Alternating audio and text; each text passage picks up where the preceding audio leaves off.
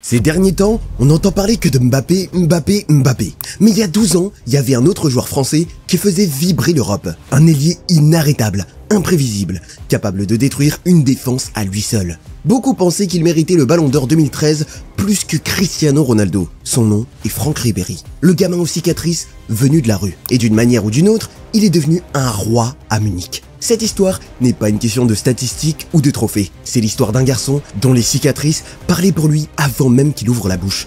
L'histoire d'un homme qui s'est battu sur des chantiers et sur des terrains amateurs. L'histoire de la loyauté, de la famille et d'un lien indestructible avec un club qui l'a fait passer de rien à tout. Alors installe-toi, respire profondément et retournons à Boulogne-sur-Mer. La vie de Franck Ribéry a commencé avec la douleur.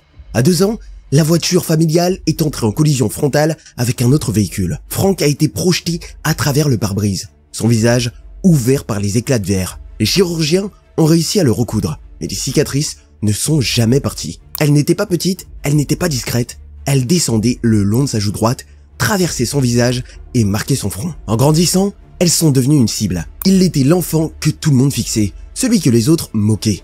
Les professeurs essayaient de le protéger, mais les enfants ne sont pas tendres.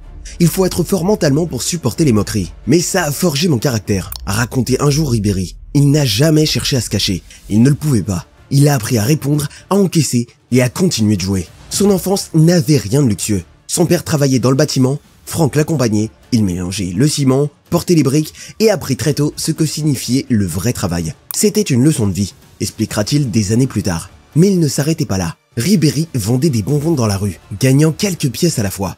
Ça lui a pris la débrouille. L'argent manquait et une paire de crampons était un luxe. Il a appris à jouer partout, avec n'importe quoi.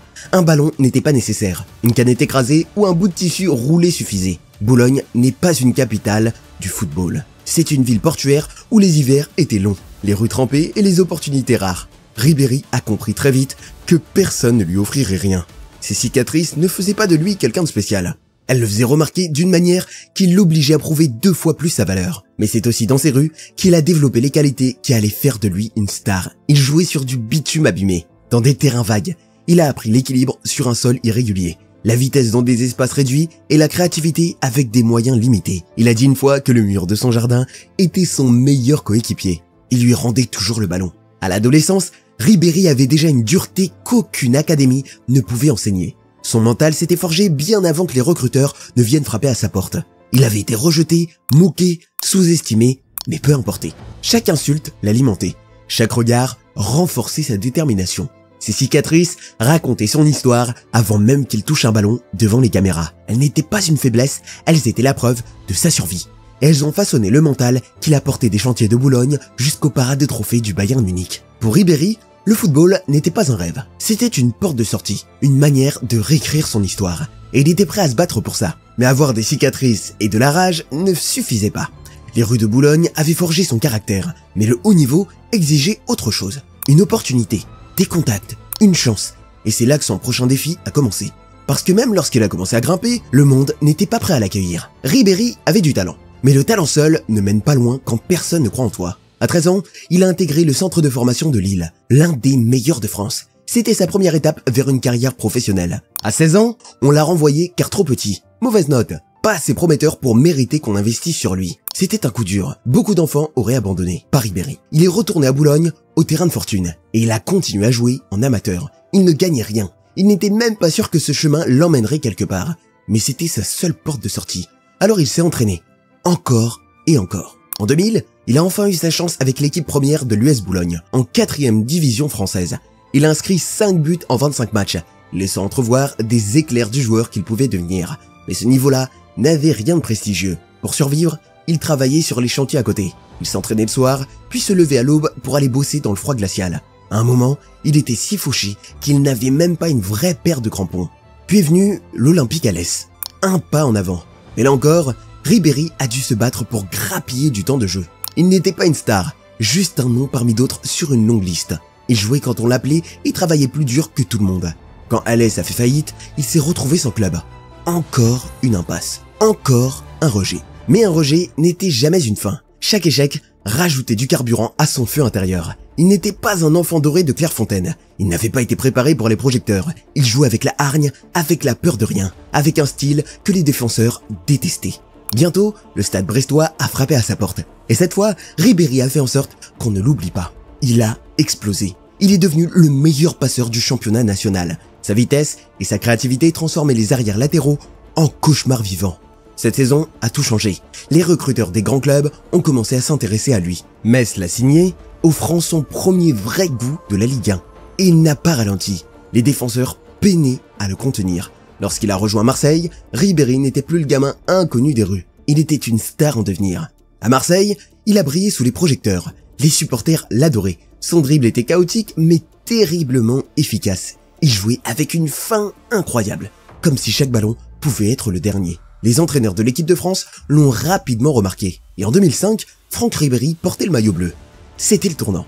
Le gamin de Boulogne était sur la grande scène. Il avait réussi à s'en sortir. Mais alors que la France le voyait s'élever, un géant allemand préparait son coup pour l'arracher. C'est là que l'histoire bascule. Marseille a fait de Ribéry une star en France. Mais le Bayern Munich a fait de lui une légende. Son départ en Allemagne n'a pas seulement changé sa vie, il a changé tout un club. En août 2007, le Bayern Munich a battu son record de transfert en déboursant 30 millions d'euros pour s'offrir Franck Ribéry.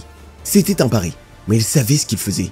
Un joueur avec de la rage, du style et un grain de folie. Franz Beckenbauer lui-même a déclaré que c'était comme si le Bayern avait gagné à la loterie. Ribéry n'était pas une star polie, il était brut, et c'était exactement ce dont Munich avait besoin. Il a pris le numéro 7.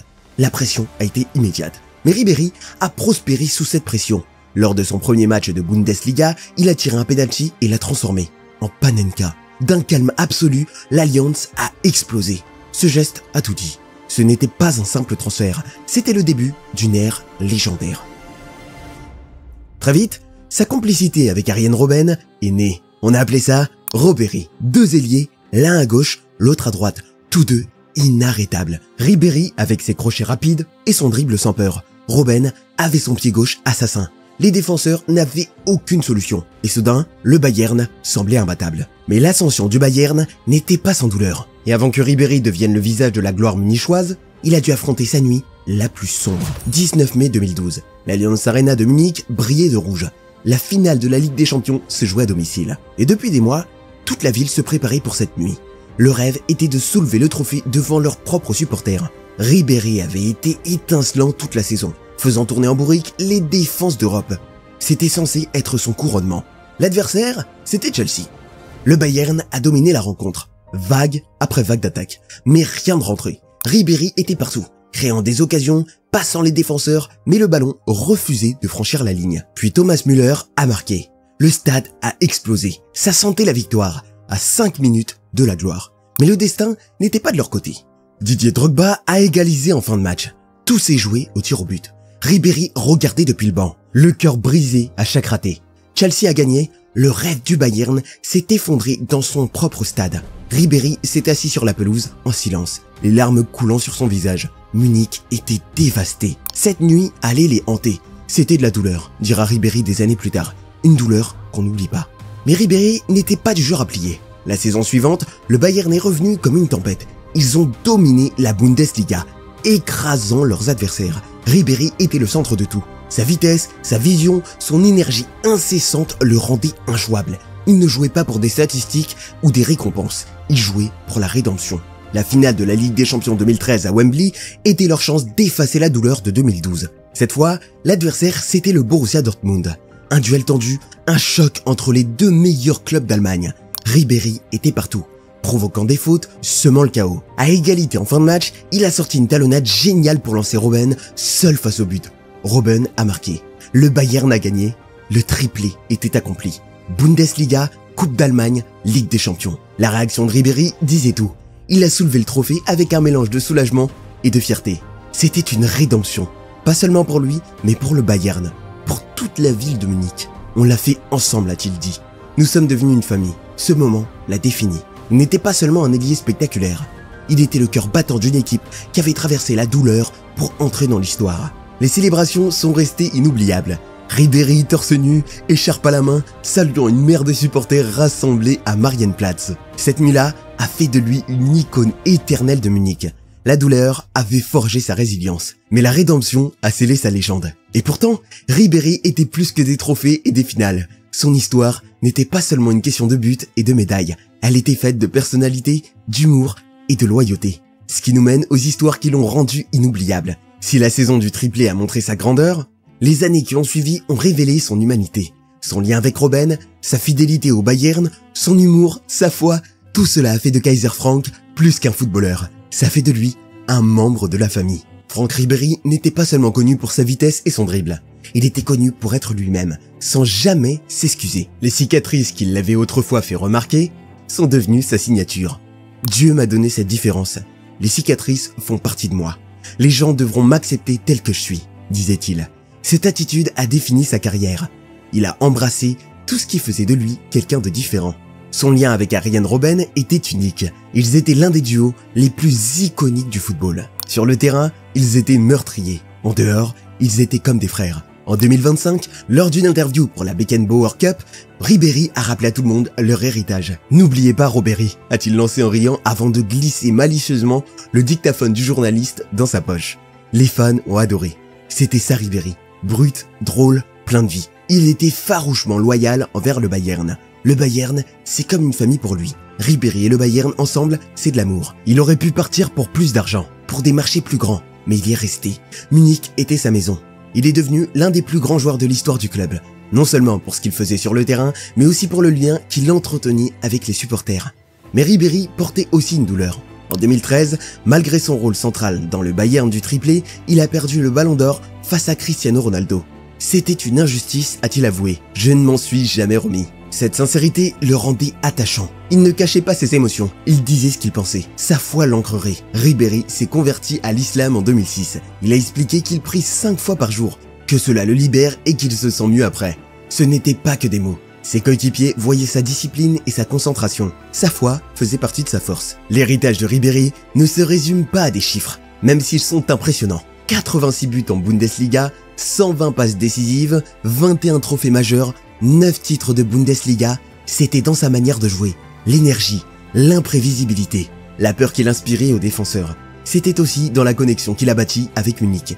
Il ne représentait pas seulement le Bayern, il était devenu une partie de l'identité de la ville. Les supporters chantent encore son nom des années après son départ. Les vidéos de lui en train de célébrer avec les fans, de rire avec ses coéquipiers ou de faire le clown à l'entraînement continuent de devenir virales. C'est ça qui le rendait spécial.